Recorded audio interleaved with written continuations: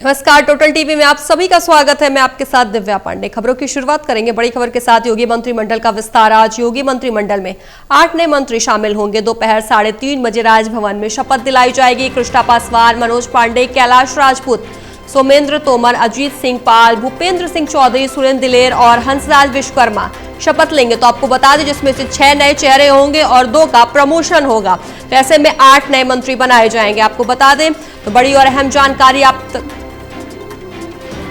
तक पहुंचा रहे हैं, जहां योगी मंत्रिमंडल का विस्तार आज होना है। आपको बता दें योगी आदित्यनाथ सरकार 2.0 का दूसरा मंत्रिमंडल विस्तार होना है। ऐसे में बीजेपी जातीय और क्षेत्रीय संतुलन साधते हुए 8 नए चेहरों को सरकार में बड़ी जिम्मेदारी दे सकती है।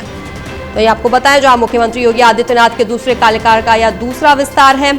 ऐसे में आज दोपहर 3:30 बजे जन भवन में आयोजित होगा कार्यक्रम। राजनीतिक गलियारों में इस विस्तार को बेहद महत्वपूर्ण भी माना जा रहा है, क्योंकि 2027 से विधानसभा चुनाव होना है। ऐसे में योगी मंत्रिमंडल का आज विस्तार है।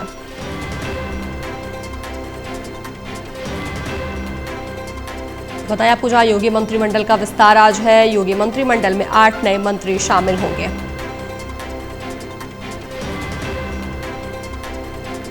तो आपको बताएं जो योगी सरकार 2.0 का पहला मंत्रिमंडल विस्तार 5 मार्च 2024 को हुआ था, जिसके बाद आज होगा। तो खबर विस्तार से जानकारी देने के लिए ब्यूरो चीफ आकाश शर्मा हमारे साथ फोन लाइन पर जुड़ गए।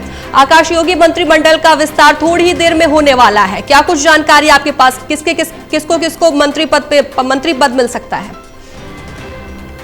देखिए, 6 नए चेहरे होंगे इस मंत्रिमंडल में और 2 जो है राज्य मंत्री हैं, जिनको प्रमोट करके जो है स्वतंत्र प्रभार राज्य मंत्री में प्रमोट किया जाएगा, जिसमें एक अजीत सिंह पाल है जो राज्य मंत्री हैं और एक साथ में सोमेंद्र तोमर जो राज्य मंत्री है, इनका प्रमोशन होगा।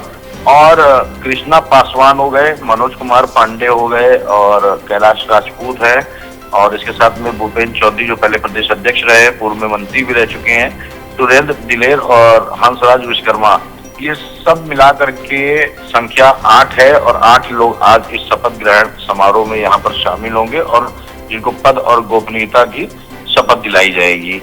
राजभवन के गांधी सभागार में ये आयोजन हो रहा है और बहुत सीमित लोगों को उसमें बुलाया गया है और लोगों का पहुंचना भी शुरू हो गया है। परिवार वाले भी जो मंत्री पद की शपथ लेंगे उनका भी पहुंचना शुरू हो गया है। तो ऐसे में 3:30 बजे जो है जब राज्यपाल और उत्तर प्रदेश के मुख्यमंत्री यहाँ पर होंगे तो शपथ ग्रहण समारोह जो है यहाँ पर शुरू होगा और जो संपन्न भी होगा। जी बिल्कुल आकाश, माना जाए मंत्रिमंडल विस्तार केवल प्रशासनिक बदलाव नहीं बल्कि जो 2027 में विधानसभा चुनाव होना है उसको लेकर बड़ी तैयारी का संकेत माना जा रहा है। देखिए बिल्कुल, क्योंकि कहीं ना कहीं अब सरकार को चुनाव में जाने में कोई ज्यादा वक्त नहीं है। चुनावी वर्ष है 2027 में आम विधानसभा के उत्तर प्रदेश के चुनाव होने हैं और 8 वर्ष मतलब 8 महीने बचे हैं सरकार के कार्यों के और उसमें इस तरीके से आखिरी दौर में मंत्रिमंडल का विस्तार करना ये दिखाता है कि कहीं ना कहीं जो है एक जातीय समीकरण को साधने के लिए और उसको अपने साथ जोड़ने के लिए ये नाम शामिल किए गए हैं मंत्रिमंडल में, जो आज सामने दिखाई दे रहा है। जी बिल्कुल आकाश, तो फिर माना जाए कि मनोज पांडे ने जो समाजवादी पार्टी से बगावत करके बीजेपी में शामिल हुए थे, उसका कहीं ना कहीं अब उन्हें इनाम मिलने जा रहा है। बिल्कुल, एकदम कह सकते हैं आप। और बाकायदे इसमें पूजा पाल का नाम भी शामिल था, लेकिन क्यों नहीं उनको मंत्रिमंडल में अभी रखा गया है या उनको शामिल कराया जा सकता है। अभी उस पर भी अटकलें लगी हुई हैं, क्योंकि कहीं ना कहीं एंड मौके पे बीजेपी का ऐसे नाम भी सामने आ जाते हैं जो कि चौंकाने वाले होते हैं। लेकिन जो मंत्रिमंडल में अगर देखा जाए तो समाजवादी पार्टी से 5 विधायकों ने जो है बगावत की थी, जिसमें मनोज पांडे को जो है कहीं ना कहीं ब्राह्मण चेहरे के रूप में ब्रजेश पाठक के बाद जो है जगह दी गई है मंत्रिमंडल में और कैबिनेट मंत्री बनाए जाएंगे। वो सपा में भी कैबिनेट मंत्री का पद रख चुके हैं।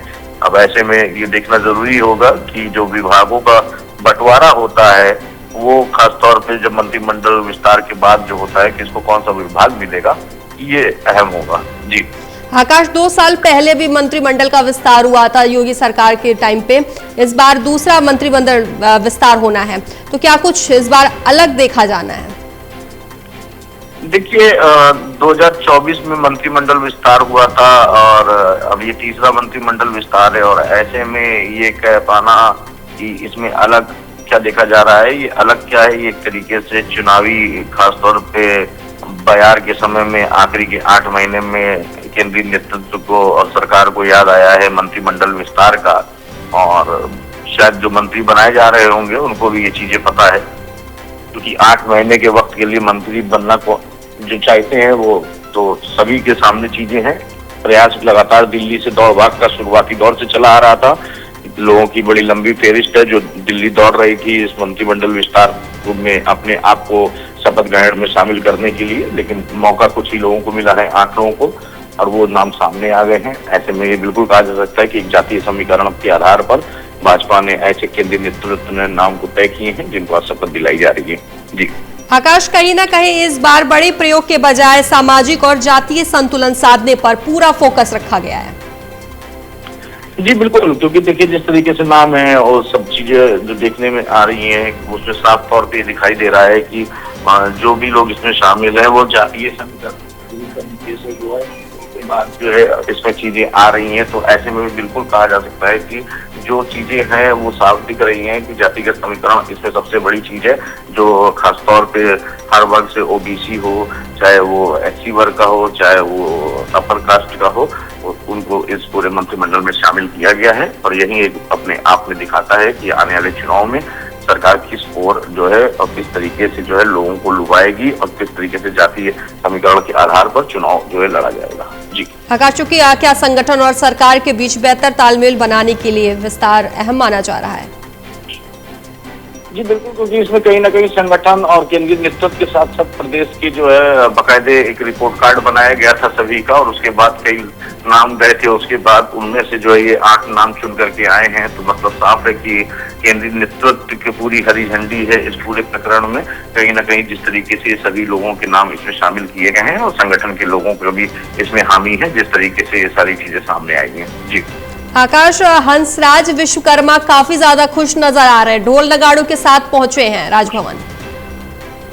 देखिए, जिस तरीके से अगर बात करें तो एक मंत्री जब आदमी चुनाव लड़ता है, विधायक होता है, तभी उसकी खुशियां जो है और उसके परिवार की खुशियां, उसके क्षेत्र की खुशियां साफ दिखाई देती हैं। लेकिन जब वो मंत्री पद की शपथ लेता है और राजभवन, जनभवन जिसको कहा जाता है, वहां पहुंच रहा है, तो जाहिर सी बात उनके जो समर्थक हैं, जो इतने सालों से उनके साथ लगे थे, अब वो कुछ अच्छे बेटरमेंट की तरफ देखने के लिए कहीं ना कहीं कि मंत्री बनने से उनका भी एक औहदा बढ़ेगा, मंत्री के साथ चलने का। जो अब विधायक के साथ में चल रहे थे अब वो मंत्री के साथ चलेंगे, तो ये खुशी जो है साफ तौर पे देखने को मिलती ही है हमेशा जब भी कोई जो शपथ ग्रहण होता है कहीं पे भी। जी आकाश, थोड़ी ही देर में 3:30 बजे के आसपास राजभवन में शपथ दिलाई जाएगी। ऐसे में अभी फिलहाल कौन कौन पहुंच चुका है? देखिए, फिलहाल वक्त की अगर बात करें तो अभी यहाँ पर जो है कुछ कैबिनेट मंत्री और कुछ राज्य मंत्री पहुंचे हुए हैं। बाकी कुछ परिवार के जो लोग शपथ ले रहे हैं उनके परिवारजन पहुंचे हुए हैं, जैसा कि तस्वीरों में देखा जा सकता है। और सबसे अहम बात यह है कि इसमें बहुत ज्यादा पत्रकारों को भी नहीं बुलाया गया है, क्योंकि स्पेस बहुत कम है और बहुत कम समय में जो है इसका आयोजन किया गया है। गांधी सभागार में है, वहां पर इसका जो है आयोजन किया जा रहा है। और ऐसे में ये बिल्कुल देखा जा रहा है कि कम से कम लोग हो, सीमित लोग हो, और जल्द से जल्द ये शपथ ग्रहण कराने के बाद, क्योंकि मुख्यमंत्री और राज्यपाल जो है जाएंगे बाकायदे देखने के लिए, जो है कृष्णा अवतार पिक्चर लोग वन में उसकी स्क्रीनिंग देखने जाएंगे। इसके बाद जो है तो मतलब साफ है कि बहुत ज्यादा बड़ा कार्यक्रम इसको नहीं किया जाना है और समयबद्धता तरीके से इसको करके खत्म करना है। जी आकाश, योगी मंत्रिमंडल विस्तार को लेकर सपा प्रमुख अखिलेश यादव भी कहीं ना कहीं तंज कसते हुए नजर आए। उन्होंने ये भी कहा है कि मंत्रिमंडल में महिलाओं को आरक्षण देने की मांग उन्होंने उठाई है। बिल्कुल, देखा जाए तो एक महिला मंत्री को कहीं ना कहीं जिस तरीके से शामिल इसमें किया गया है, तो महिलाओं को बढ़ावा देने की बात कही जा रही थी। लेकिन अपने आप में सबसे बड़ी चीज ये है कि विपक्ष के तौर पे जिस तरीके से आरोप लगाते रहे हैं महिला आरक्षण के बिल को लेकर के, सरकार ने भी उसका जवाब दिया है और देती रही है। और इस मंत्रिमंडल विस्तार के बाद में अखिलेश यादव की तरफ से क्या ट्वीट किया जाता है, ये भी अहम होगा। जी आकाश, सबसे बड़ी चीज कि इस बार जो बीजेपी के पूर्व प्रदेश अध्यक्ष थे भूपेंद्र चौधरी, उनको फिर से एक बार मंत्री बनाया जा रहा है। कहीं ना कहीं जाट समाज से आने वाले, जाट समाज को साधा जा रहा है। बिल्कुल, देखिए पश्चिमी उत्तर प्रदेश में भूपेंद्र चौधरी का अपना एक अलग वर्चस्व है और जाट समाज में उनको वो आते हैं और उनके काफी चाहने वाले हैं पश्चिमी उत्तर प्रदेश में, और केंद्रीय नेतृत्व के वो बड़े करीबी माने जाते हैं। और ये पहले से ही कयास लगाए जा चुके थे कि जिस समय ये प्रदेश अध्यक्ष पद से हटे थे, जब दोबारा प्रदेश अध्यक्ष का जो है निर्वाचन हुआ यहाँ पे, तो उसके बाद से ही ये कयास थे कि जो है इनको मंत्रिमंडल में शामिल किया जाएगा, क्योंकि केंद्रीय नेतृत्व का कहीं ना कहीं इनके ऊपर बहुत बड़ा एक तरीके से कहा जाए कि आशीर्वाद है कि वो मंत्री पद से जो है फिर से आसीन होने जा रहे हैं। आकाश, चूंकि जाट समाज से भूपेंद्र चौधरी है, ऐसे में अति पिछड़ी जात से आने वाले वाराणसी के जो विधान परिषद सदस्य हैं हंसराज विश्वकर्मा, उनको बनाया जा रहा है। साथ ही फतेहपुर की खागा सीट से विधायक अनुसूचित जात की कृष्णा पासवान। कहीं ना कहीं जाति को लेकर पूरा सरकार इस बार पूरा 2027 विधानसभा चुनाव को लेकर बिल्कुल तैयार मानी जा रही है। देखिए, ये पहले ही बता चुके थे आपको कि ये पूरा जो चुनाव का जो मंत्रिमंडल जो आज विस्तार हो रहा है, ये पूरा जातिगत समीकरण पे ही हो रहा है, और ऐसे कोई भी जाति जो है सरकार छोड़ना नहीं चाह रही है, खासतौर पे जो बीजेपी के वोट बैंक है जो इसमें शामिल मंत्रिमंडल में ना किया जा रहा हो। तो इसलिए कहीं ना कहीं ये पूरी तरीके से 2027 की फुल प्रूफ तैयारियां हैं, और इसी तैयारी के आधार पे आगे की रणनीति तैयार होगी, क्योंकि चुनावी वर्ष है और बीजेपी ने अपनी तैयारी 2027 की पहले से ही कर दी थी और उसको अब वो अगली जाम पहना रही है। जी ठीक है आकाश, खबर विस्तार से जानकारी देने के लिए आपका धन्यवाद।